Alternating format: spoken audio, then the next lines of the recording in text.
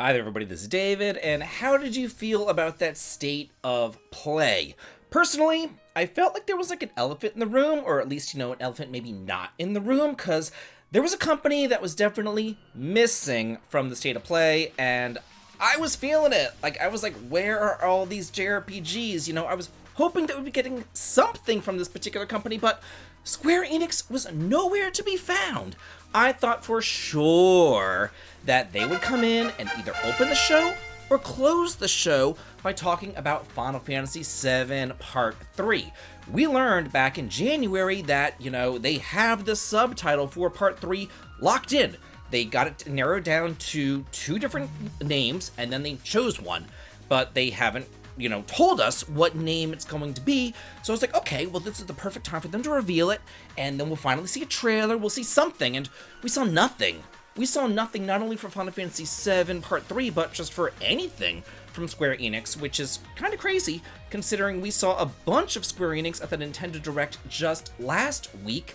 And you would think that, maybe if they're going to port some of the stuff that they're releasing on the Switch 2 over to the PS5, that they would have, said that, maybe Elliot will go there or something else like that. But no, nothing else like that. So interesting. That being said, there were some cool things that were still announced at the State of Play, even though, they were they were missing. I don't know where they were, but they were missing.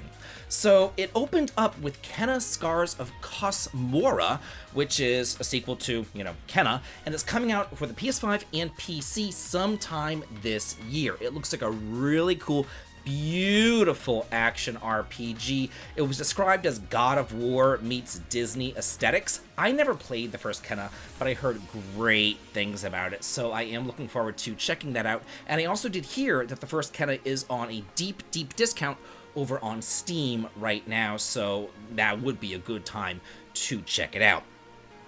We also saw more information about Beast of Reincarnation, which I think looks fantastic. I think it looks absolutely beautiful. It's giving me Secret of Evermore vibes. Instead of a boy and his dog, it's a girl and his dog, and it's like Eastern and all that, where Secret of Evermore had 4 different worlds. This is like an Eastern world and everything. It looks really freaking good. It looks like a lot of fun, and it doesn't look like a Souls-like either. It looks like just a regular, normal action RPG where you fight as the girl, but if you want to use, I guess spells or whatever, or special abilities, you are able to go into a menu and use dog attacks, and then, the time slows down whenever you're in there and you're able to do, special things like that, special attacks and all that. And interestingly enough, this is by Game Freak, the same company that does Pokemon. So, if you look at the newest Pokemon, and then you look at Beast of Reincarnation, you're like, what? It's like, so they can put out this game that's just, beautiful, and then they put out that? And it's just like, really? So what's going on there with Pokemon? It begs the question, what is going on with Pokemon that it's just so basic? And I know that they're going for a more basic kitty aesthetic with Pokemon, but it still just begs the question, if you can do this, you can bring it up a notch with Pokemon, unless Nintendo's telling them just not to. It just boggles the mind. I'm just kind of putting that out there into the ether, into the internet, just be like, what do you think about that? I just think it's very, very, very unusual. Another cool thing is we got Castlevania Belmont's Curse. And whenever I first heard this subtitle, I said, wait, wasn't that the subtitle to Castlevania 3? Is this a remake of Castlevania 3? And then my Discord was like, no, David, no, that was Dracula's Curse. And I'm like, oh, duh. This is what happens when you're 43 years old. Almost 44 now. Almost 44. A couple months away from 44. And this is what happens. And you just kind of lose your mind and you lose your memory. But to me, as, Trevor Belmont was swinging around and everything and using his whips and abilities, I was like, wow. You know what this actually is? This is Castlevania meets Bionic Commando. And I'm kind of here for it. And if you don't know what Bionic Commando is, that's because you're not 43 years old. We also got some new information about Pragmata, which looks really cool. You are able to like solve puzzles with the girl and then fight and everything with the robot and all that kind of stuff. It looks neat. I'm totally looking forward to that. I saw that there's a demo out for it too. Have not yet had a chance to play the demo. I would love to, even though it's not a JRPG. Sometimes, I know it's very rare, I do get out of my JRPG mold, and I do like to check out different things that go with Castlevania and all that kind of stuff. And this Pragmata looks really cool, and some people have like, they've compared it to Mega Man. I don't know how apt that comparison is, but just that comparison alone kind of intrigues me, and I do like Mega Man. Another thing that I saw, we got Brigandine, another Brigandine strategy game. It has like a hex battle system, so it's reminding me, it's giving me Wild Arms XF vibes with kind of the hexes instead of squares like most strategy RPGs are.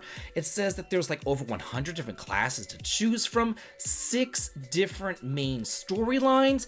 You can also choose between one of 24 different nations, so I suppose that these various nations all have a different storyline, main storylines, and then each nation would have like little sub quests in the storylines or whatever, little side quests and all that. So it looks to be really complex, really cool. It looks beautiful. We don't have a release date for it. Unfortunately, we don't really have any other information about it, but it looks great. And without Square Enix there to steal the show, guess who swooped in and stole this frickin' show, y'all? Pachinko machine maker Konami. No, Konami is actually coming in, and they are wow. Like, they must have seen Suikoden sell hotcakes, and they're like, okay, you know what? There's actually a market for JRPGs, but we're not going to do Suikoden. We're going to really test the waters with something different, and it's called Rev.Noir, and it looks beautiful. It is a brand new IP centered on this natural disaster called the Lightfall, which is kind of like light falling down, I guess, raindrops or whatever, but it destroys everything that it touches. So, of course, your hero is a boy with amnesia, because, you can't have a JRPG without a boy from amnesia, and a mysterious magical girl. Yeah, I know, it's fulfilling all the tropes. But anyway, the two set out together to stop the Lightfall and try to save the world and also save the girl herself. It says that Konami is framing the story around the themes of fate, divine will, and human resolve. So, is human destiny shaped by gods, or is it shaped by people? Because we haven't seen that storyline a million times. But hey, it looks great, y'all. This is an action RPG. It looks very Talesy. It looks really just gorgeous. I saw dodging and parrying and things like that. I don't think it's a Souls-like. I hope it's not a Souls-like. I hope it's just like a regular normal action RPG. But it is still very early in development. We don't have any sort of specifics. We don't even have confirmed platforms yet. It's obviously coming out to the PS5. Because it was on the state of play, but it didn't say any other platforms, didn't say PC or Switch or anything else like that. But more information is expected at a later date, including the release date. It looked beautiful, and it was my star of the show.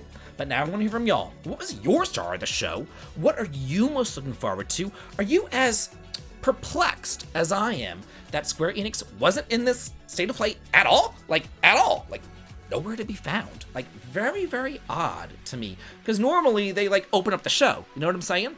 And they just weren't there. So, yeah. Let me know how you feel in the comments. And as always, have a good day.